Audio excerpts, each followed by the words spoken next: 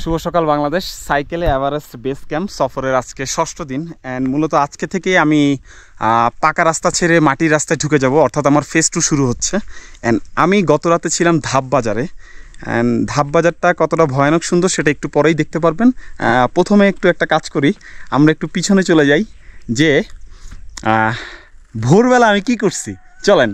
এই ভিডিওটা স্পন্সর করছে স্পোর্টোলজি। ভার্চুয়াল স্পোর্টস ইভেন্ট এবং স্পোর্টস গিয়ার নিয়ে কাজ করতেছে স্পোর্টোলজি। ভার্চুয়াল সাইক্লিং অথবা রানিং ইভেন্টের সাথে যুক্ত থাকতে আপনারা স্পোর্টোলজির ফেসবুক পেজে নজর রাখতে পারেন। Guys, you have no idea, আমি এত ভোরবেলা একা একা একটা পাহাড়ের চূড়ায় উঠতেছি। জাস্ট আপনাদেরকে এমন কিছু দেখাবো, আপনাদের মাথা খারাপ হয়ে যাবে। ও ম্যান, কষ্ট হয়ে যাচ্ছে। ও, আমি গ্যারান্টি দিচ্ছি, আমি উপর থেকে আপনাদেরকে এখন যা দেখাবো আপনারা আপনার লাইফে আদৌ দেখছেন কিনা এমন কিছু আমি জানি না। ও ম্যান, সুবহানাল্লাহ। চলেন, আর সামান্য বাকি। আপনাদেরকে আমি চারদিকের ভিউ দেখাবো, বাট জাস্ট ফার্স্ট এটা দেখেন। ও ম্যান, পুরা মেঘ নিচে। শিট! আপনার সুস্থ থাকার সবচেয়ে বড় মেডিসিন কি জানেন? এই প্রকৃতি। এমন জায়গায় চলে আসলে আপনি শুধু আপনার শারীরিক অসুস্থতার কথা ভুলে যাবেন না, আপনি মানসিকভাবেও যদি কোনো কারণে অসুস্থ থাকেন কিংবা আপনার মানসিকভাবে ভেঙে পড়ার সময় যাচ্ছে, বিলিভ ইট অর নট, এমন একটা জায়গা আপনার পুরো মাইন্ড ফ্রেশ করে দিবে। অ্যান্ড আপনি পুরো পৃথিবীর সব কিছু ভুলে যাবেন। এত সুন্দর একটা সকাল দেখবো 6তম দিনে এসে, এটা আসলে বিশ্বাসই করতে পারতেছি না। মানে প্রকৃতি কত সুন্দর, না আসলে আসলে বোঝা যায় না। তো আমার খুব অবাক লাগতেছে, কালকে এই টেম্পলটাতে একজন গাইডের সাথে কথা হয়েছিল। ওরা বলছিল যে সকালে সব ট্যুরিস্টরা নাকি উপরে উঠে, মানে ট্রেকার্সরা, এখান থেকে ভিউ দেখার জন্য। অ্যান্ড গেস হোয়াট, আমি সবার আগে উঠছি এবং এখনও কেউ এখানে আসে নাই। অ্যান্ড একা একা পুরো উপর থেকে আমি জাস্ট মনে হচ্ছে আমি একটা টপে দাঁড়াই পুরো পৃথিবীটাকে দেখতেছি। অ্যান্ড গেস হোয়াট, এখান থেকে মাউন্ট এভারেস্টও দেখা যাচ্ছে, লোৎসে দেখা যাচ্ছে। আমি যখন উঠতেছিলাম তখন চূড়াটা স্পষ্ট দেখা যাচ্ছিল, বাট এখন মেঘে ঢেকে গেছে। বাট একটু অপেক্ষা করতেছি যে যদি কোনো কারণে একটু মেঘটা সরে একটা ছবি যদি নিতে পারি, তো ওইটা অ্যাটলিস্ট ভিডিওতে যেন আপনাদেরকে দিতে পারি। মেঘগুলা যখন আসা শুরু করলো তখন আমি একটু জাস্ট ধাপ বাজারের দিকে তাকাইলাম।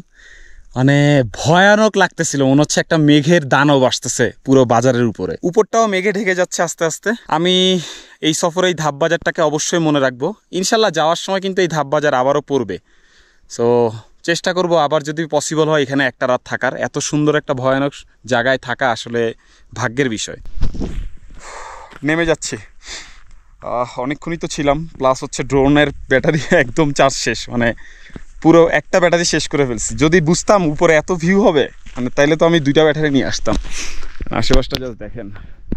এখন হচ্ছে আমরা এই যে নিচে নামতেছি, মেঘের ভিতরে যাচ্ছি। আমরা মেঘের উপরে ছিলাম, এখন আমরা মেঘের নিচে যাচ্ছি। তো ব্রেকফাস্টটা করি, দেখি ব্রেকফাস্টে কি আছে, অ্যান্ড আপনাদেরকে নিচে আর কিছু দেখানোর মতো আছে কিনা। দেন হচ্ছে আমরা আমাদের আজকের 6ষ্ঠ দিনের সাইক্লিংটা শুরু করে দিব। চলেন। পায়ের ব্যথা এখনও ঠিক হয় নাই, ব্যান করলে বুঝতেছি। সো ডান পায়ের উপরে আর কি আপাতত একটু প্রেশার দিব। Good morning. তো সকালে একটা চা, এটা ভালো বিষয়। গুড, আচ্ছা কফি দিছে, নাইস, সকালের জন্য বেটার। আচ্ছা, মূলত এই ছোট্ট হোটেলটাতেই ছিলাম। এটা ছোট্ট হোটেল না, একটা ছোট্ট ঘর, যেটার একটা পাশে ওরা থাকে আর একটা পাশে ওরা ট্যুরিস্টদেরকে থাকতে দেয়। অ্যান্ড ছোট্ট একটা রুমের ভিতর থেকে উইন্ডো দিয়ে একটা ভালো ভিউও পাওয়া যায়। অ্যান্ড মানুষগুলো খুবই মিশুক। এই হচ্ছে আমার সকালের ব্রেকফাস্ট, নেপালি রুটি আর কফি। অ্যান্ড গত রাতে হচ্ছে আমি ওই নেপালি ভেজ থালি খাইছি। আর এখানে থাকার খরচ হচ্ছে 500 রুপি, আর থালি সম্ভবত 250 বা 300 রুপি হবে, এমনই হওয়ার কথা। এগুলোর দাম আমি জিজ্ঞেস করি নাই, বেশি একটা হবে না, সো এত দাম জিজ্ঞেস করার প্রয়োজন মনে করি নাই। হাই।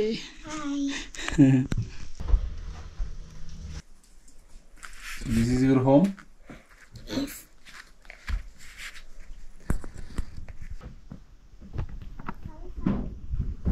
This is it. আমরা প্রস্তুত, এখনই রওনা দিব। Okay, thank you. Okay, I think ওর সাথে একটা ভালো টাইম কাটেছে। লো, এ তোমার ইয়ে। One piece chocolate, huh? Baby. ওকে চলুন ফাইনাল প্রস্তুতি নিয়ে রাস্তায় উঠে যাই।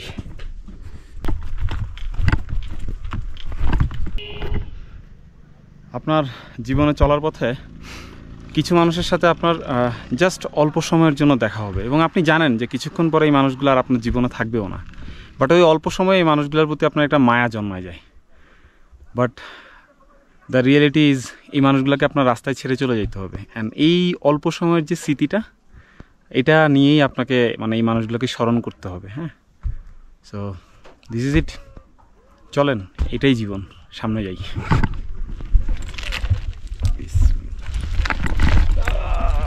আল্লাহ, পায়ের ব্যথাটা জাস্ট একটু কমাই দিও, আর কিচ্ছু লাগবে না।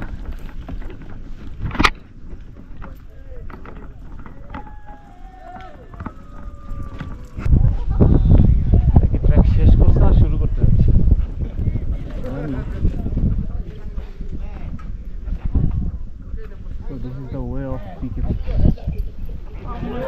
এই যে মাটির রাস্তা দেখতেছেন, এটা কিন্তু যতই সামনে আগাবো ততই ছোট হইতে থাকবে অ্যান্ড ততই দুর্গম এলাকায় আমরা ঢুকে যাব। সো আশা করতেছি আজকে একেবারে ডিফারেন্ট একটা ওয়েদার পাবো, ন্যাচারাল ভিউ পাবো। কজ এতদিন তো আমরা ছিলাম রাস্তায়, পাকা রাস্তায়, এখন ঢুকে যাচ্ছি ভিতরের দিকে। সো দেখা যাক কি হয়, চলেন চালাইতে থাকি।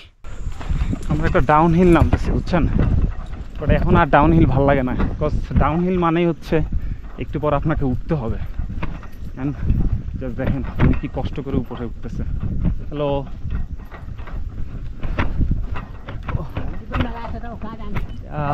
পিকে পিক কিছু বুঝি নাই, খালি এতটুকু বুঝছি কোথায় যাচ্ছে এটা অবস্থা। ও ম্যান, সাইকেলটা ঠিক থাকলে হয়। পায়ের ব্যথা, ও মানে জাস্ট হাঁটুটা ব্যান্ড করলে জয়েন্টের ভিতরে মনে হচ্ছে রকগুলা মানে জাস্ট স্লিপ মেরে উঠতেছে, মানে নেওয়া যাচ্ছে না। যে ভয়টা পাইতেছিলাম, প্রচণ্ড খাড়া ডাউন হিলে নামছি, জাস্ট সাইকেলের ওয়েট ব্যালেন্স ঠিকঠাকভাবে করছি দেখা, বুঝছেন, নাইলে সাইকেল উল্টায় পড়তো এরকম downhill. And guess what, এখন এই যে রাস্তাটা দেখতেছেন খাড়া উঠে গেছে, এই খাড়া রাস্তাটা দিয়ে এখন উঠতে হবে। শিট ম্যান, খেলা এবার জমবে, চলেন চেষ্টা করি। হোলি শিট গাইস, জাস্ট দেখেন আগে কি অবস্থা। টানা উঠতে হবে, লেটস ডু ইট।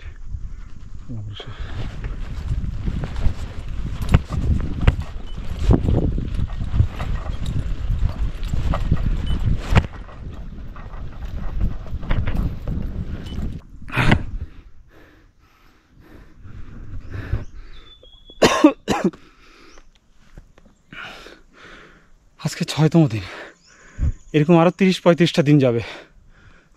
ইয়া খোদা,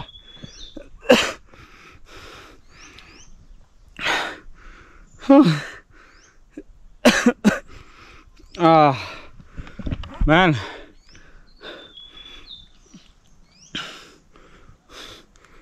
চলেন সামনে যাই।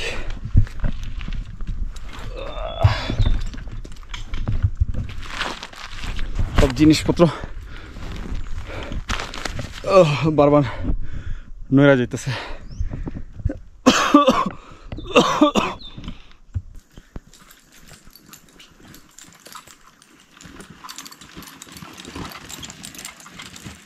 From Bangladesh.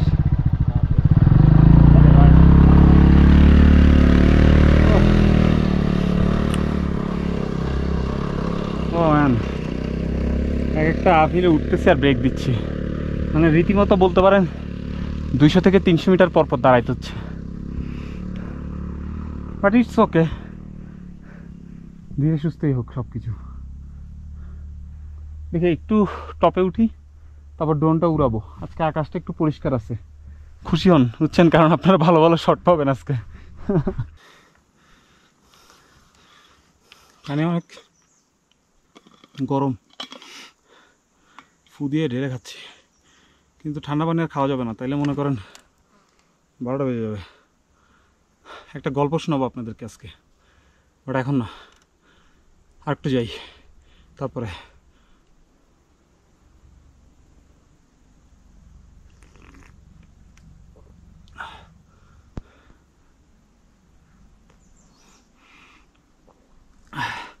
এই সফরে চেষ্টা করব ব্লগ বানানোর আগে যে সকল গল্পগুলো জমা আছে ওই গল্পগুলো আপনাদেরকে শোনাবো, কারণ ব্লগ তো বানাচ্ছি 1.5 বছর ধরে, না অলমোস্ট 2 বছর হয়ে গেছে।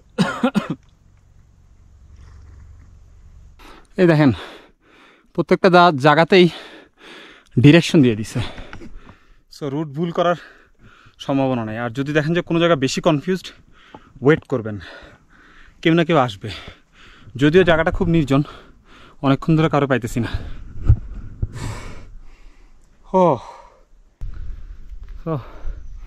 আমরা একটা ভিলেজে ঢুকছি, খুবই নীরব। হ্যাঁ, গুটি কয়েকটা মানুষ দেখা যাচ্ছে, বাট আপনি একটা আওয়াজও পাবেন না। 1 মিনিট, গ্রামটার নাম কি?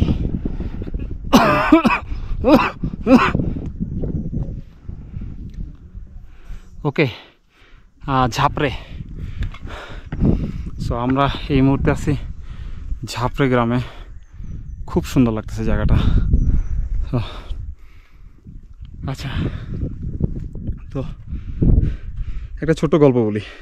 হ্যাঁ, যদিও গল্পটা একটু প্রাইভেসির ব্যাপার স্যাপার আছে, সো হয়তো বা অনেক কিছু গোপন রেখে দিতে হবে, কিছু করার নাই। সো 2018 সালে আমি টেকনাফ থেকে তেঁতুলিয়া পায়ে হাঁটছিলাম, অ্যান্ড টেকনাফ থেকে তেঁতুলিয়া পায়ে হাঁটতে আমার প্রায় 24 দিন সময় লাগে। সো আমার এখনও মনে আছে, স্পন্সর পাচ্ছিলাম না, অনেক মানুষের কাছে গেছি, অনেক জায়গায় গেছি। তো একটা মানুষ একদিন আমাকে সিআরবিতে ডাকে। হ্যাঁ, ব্যাপারগুলো গোপন রাখতে হচ্ছে, কিছু করার নাই। সো ডেকে উনি ওনার এক ভাইয়ের গল্প শোনায়, যে ওনার এক ভাই ছিল যে আমার মতো এরকম পাগল, এরকম পাগলামি করতে করতে একদিন মারা গেছে। সো উনি যখনই আমাকে অনলাইনে দেখে, ওনার ভাইয়ের সাথে আর কি আমাকে রিলেট করে, যে মানে আমাকে নিজের ভাইয়ের মতো মনে করে। সো উনি ওই দিন আমাকে একটা ফিনান্সিয়াল সাপোর্ট দিছিল। সো ওইটা একটা হিউজ সাপোর্ট ছিল for my Teknaf to Tetulia walking challenge. And financial ব্যাপারটা থেকেও দ্য মেইন পয়েন্ট ইজ, ওই 24 দিন যখনই হাঁটতে আমার গিভ আপ করার মুড আসছে, বা মনে হয়েছে যে আর পারবো না, পায়ে ঠোসা পড়ে গেছিলো, পানি জমে গেছিলো, আমি জাস্ট ওনার চেহারাটা সামনে চিন্তা করছি, যে মানে কেউ একজন দেখতেছে যে বিশ্বাস করে যে তার এই ভাই পারবে, অ্যান্ড দ্যাটস ওয়াই সে সাপোর্টটা দিছে। সো ওই 24 দিনে যতবারই গিভ আপ করতে মনে চাইছে, গিভ আপ করার প্রয়োজন আর হয় নাই। হ্যাঁ, সো যখনই ওনার কথা মাথায় আসছে আমার যেন আমাকে এনিহাও এটা করতে হবে। সো এরকম আমার লাইফে আসলে অনেক মানুষ আছে যারা মানে পর্দার পিছনে দাঁড়ায় আমাকে ফিনান্সিয়ালি বলেন, মেন্টালি বলেন, বিভিন্নভাবে আমাকে সময় দিয়ে আমাকে আমার এই যে স্পোর্টস অ্যাডভেঞ্চারের জার্নি, এটাতে আমার পাশে ছিল, ইভেন স্টিল আছে। এই মানুষগুলো হয়তো সামনে আসতে চায় না বা সামনে আসে না, বাট আমি শিওর যে যেহেতু আমি 2016 সাল থেকে এসব করতেছি, সো যারা আমাকে অনেক আগে থেকে দেখতেছে তারা আমার বর্তমান অবস্থায় অবভিয়াসলি প্রাউড ফিল করে, অ্যান্ড আমি ওটা বিশ্বাস করি। এবং আমি কিছু করতে পারলে ওনারা যদি খুশি হয়, ওইটাতে আমিও আসলে খুশি। তো যাই হোক, এখন ঝাপড়ে থেকে চলে যাব, সামনে মনে হয় এরকম আরও 2টা ভিলেজ পড়বে, অ্যান্ড 2টা ভিলেজের পরে হচ্ছে আই গেস আজকের যে গন্তব্য ভুলভুলে গ্রামে হচ্ছে আজকে আমরা থাকবো। পাহাড়ি রাস্তা তো ডিস্টেন্স হিসাব করে লাভ নাই, দিন এমনি চলে যাবে। আমি তাড়াহুড়া করতেছি না, যেহেতু পায়ের ইঞ্জুরিটা একটু পরপর নাড়া দিচ্ছে। যেই প্রেশার দিই, মানে মেন সমস্যা হয়ে গেছে হাঁটুটা, এই পজিশন থেকে এই জায়গাটাতে তখন হচ্ছে ভিতরে টানটা খাচ্ছে। দেখা যাক, 5 মিনিট পানি খেয়ে রওনা দিই। এই মুহূর্তে যে জায়গাটায় আছি, জাস্ট মনে হচ্ছে মাইলের পরে মাইলে আমি ছাড়া মনে হয় আর কেউ নাই, একটা টু শব্দ নাই, কোনো কিছু শোনা যাচ্ছে না, জাস্ট প্রকৃতি আর আমি। মানে অদ্ভুত লাগতেছে, সুন্দরও ব্যাপারটা, আবার একটু ভয়ও লাগতেছে। এই আঁকাবাঁকা রাস্তায় সাইক্লিং করলে আপনার কষ্টের ডেফিনেশন একদম চেঞ্জ হয়ে যাবে। মানে হয়তোবা আপনি কষ্টকে যেভাবে এতদিন চিনছেন, এই কাজ করার পর আপনি বুঝবেন যে আসলে কষ্ট আপনি যা দেখছেন এতদিন সেটা কিছুই না। মানে এক তো ধীরে ধীরে শত শত মিটার উপরে নিয়ে যাচ্ছে, তার উপরে এরকম আঁকাবাঁকা রাস্তা, তার উপরে রাস্তার কন্ডিশন তো দেখছেন। খুব একটা সহজ যে এখানে সাইক্লিং করা তা কিন্তু না, বাট দেখতে খুব সুন্দর লাগে যে এত পেঁচানো সুন্দর সুন্দর রাস্তা, করতে সাইক্লিং খবর হয়ে যায়। হাতে পর্যাপ্ত সময় আছে তাই একেবারেই তাড়াহুড়া করতেছি না, কজ যখনই একটু প্রেশার দিচ্ছি তখনই হাঁটুর ব্যথাটা বাড়তেছে। সো পরিকল্পনা হচ্ছে এইভাবে ধীরে সুস্থেই আগাবো। আমি ঠিক জানি না যে আমি আমার ডেস্টিনেশনে পৌঁছাইতে পারবো কিনা, বাট আমি অলওয়েজ আমার জার্নিতে আসলে আমার ডেস্টিনেশন থেকে আমার সফর চলাকালীন যে সময়টা ওইটাকে বেশি এনজয় করি। এই যে নির্জন একটা রাস্তায় একা একা সাইকেল চালাচ্ছি, এত সুন্দর প্রকৃতি, হ্যাঁ পাখির ডাক, মানে এরকম বিষয়গুলো কিন্তু আমরা মিস করব কখন না, যখন ডেস্টিনেশনে পৌঁছাই যাব, এরপরে বাসায় চলে যাব, তারপরে কিন্তু এই পুরো জার্নিটাকেই মিস করব। সো আমার কাছে কেন যেন মনে হয় ডেস্টিনেশন থেকে আমাদের যে জার্নিটা, সফরের যে টাইমটা, ওই অংশটা আসলে বেশি মজার এবং ওই অংশটাই আপনার বেশি এনজয় করা উচিত। আমাদের মেন ডেস্টিনেশন কিন্তু এভারেস্ট বেস ক্যাম্প না, এটা মাথায় রাখেন। আমরা হচ্ছে প্রায় 8টা প্রজেক্ট নিয়ে আসছি। এই প্রজেক্টে এই 8টা শেষ করে আমরা কাঠমান্ডুতেই আমাদের সাইক্লিং জার্নি শেষ করব, অর্থাৎ it's a two way journey, Kathmandu to Kathmandu. So just base ক্যাম্পে চলে গেলাম আর হয়ে গেল, এরপরে কি আমি প্লেনে করে চলে যাব না, ওরকম না বিষয়টা। আমাকে কাঠমান্ডুতে পর্যন্তই আবার সাইকেল চালিয়ে যেতে হবে। তবে আমরা সেম রুটে যাব না, আমরা একটা সার্কিট বানাইছি। এবং আরও মজার বিষয়, আমি এমন নতুন নতুন কয়েকটা প্লেসের উপর দিয়ে যাওয়ার সময় কাঠমান্ডু, যেগুলো আপনারা আগে কখনো দেখেন নাই। আমি এগুলো নোট করে আসছি যে আমি একই রুটে ব্যাক করব না। কিছু কিছু জায়গায় হয়তো রুট কিছু অংশ মিলে যাবে, বাট অনেক ডিফারেন্ট কিছু দেখাইতে পারবো ইনশাআল্লাহ। চলেন, অনেক দেরি হয়ে যাচ্ছে, আমরা নেক্সট গ্রামে চলে যাই। ওকে, সো এইখানে জাস্ট একটা বাড়ি দেখা যাচ্ছে, অ্যান্ড এই গ্রামটার নামই হচ্ছে রাকক। সো রাককের পরে আর একটা ভিলেজ পড়বে, অ্যান্ড ওই ভিলেজটার ঠিক পরেই হচ্ছে ভুলভুলে ভিলেজ। তো আমরা হচ্ছে আজকে ওই ভুলভুলেতেই থাকবো হোপফুলি, দেখা যাক।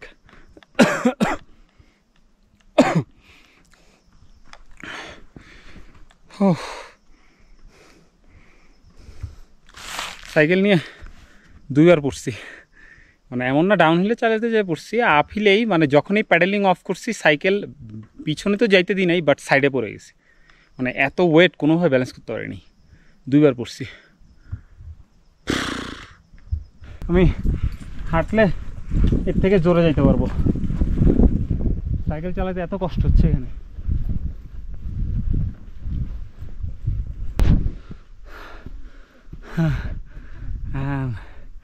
দিস ইজ বুলবুলে, জাস্ট একটা কটেজ, আর কিচ্ছু নাই। ওদিকে পাহাড়গুলো জোস ছিল। সকালে অথবা বিকালে দেখি, আগে দেখি রুম আছে কিনা, কজ যে পরিমাণ টুরিস্ট আজকে বেরোইছে, মানে ট্রেকার্স ইয়া থেকে, ধাপ বাজার থেকে, জায়গা আছে কিনা কে জানে। চলুন ভিতরে যাই। মেয়েটা আমাদেরকে রুম দেখাইতে নিয়ে যাচ্ছে।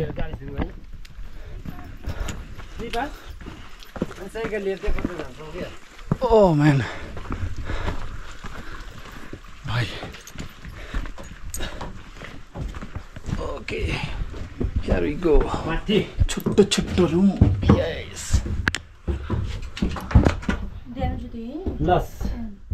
আচ্ছা, রুম পাইছি, একটু পরে রুম দেখাচ্ছি। বাট দ্য থিং ইজ, এই গ্লাভসে হচ্ছে আর হচ্ছে না, ঠান্ডা সামলাতে পারতেছি না। সো এর পরের মোটা যেটা সেটা বের করছি, আর একটা আছে ওইটা আরও মাইনাস টেম্পারেচারের জন্য। সো এখন থেকে এটা ইউজ করবো। অ্যান্ড সক্সও মোটা বের করে ফেলছি এক জোড়া, এর থেকেও মোটা আছে, ওইটা আরও মাইনাসের জন্য। সো আমি আসলে প্রিপারেশন নিয়ে নিচ্ছি কালকের, এই আর কি। This is the room, and room থেকে আশেপাশে ভালোই দেখা যায়, নাইস। এখন একটা কাজ করব, সেটা হচ্ছে ওই যে কাপড়গুলো কয়দিন পরছি ওইগুলো ময়লা বেশি হয়ে গেছে। ঠান্ডা পানি হইলেও টাইম আছে, মাত্র 2টা বাজে, ভালো মতো এখন কাপড় ক্লিন করে ফেলবো। ভাই আমার হাত লাগাইতে ইচ্ছা করতেছে না, লেটস সি।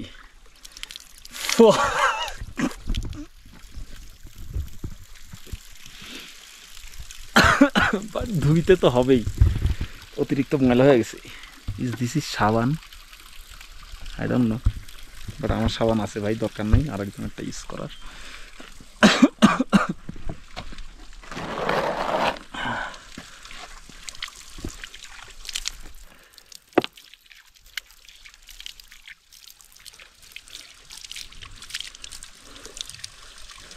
আমি শুনছিলাম গত পরশু যে বৃষ্টি একটা নামবে, অ্যান্ড বৃষ্টি নেমে গেছে।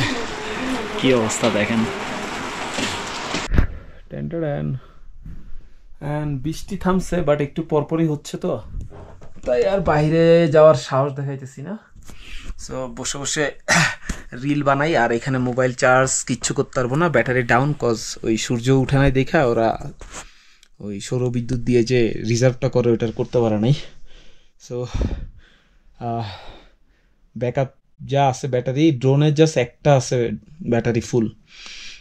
সো কালকে সকালে এখানের একটা শট নিয়ে নিব, আর বাকিটা কালকে ওয়ের জন্য রেখে দিব। আর বাকিগুলো একটু একটু চার্জ আছে, হয়তো দাঁড়াই শট নিলে ওকে, বাট ওই ট্র্যাক করে দিলে হবে না, টাইম নষ্ট হয় অনেক, চার্জ নেয় অতটুক। দেখা যাক, সমস্যা নেই, কালকে আপনাদেরকে আশেপাশটা দেখাবো ভুলভুলে। অ্যান্ড দেন হচ্ছে আমরা কালকে ইনশাল্লাহ পিকের বেস ক্যাম্প পর্যন্ত চলে যাব হোপফুলি। দোয়া করবেন যেন পায়ের অবস্থা ভালো থাকে। দেখা হচ্ছে 7ম দিন। আল্লাহ হাফেজ।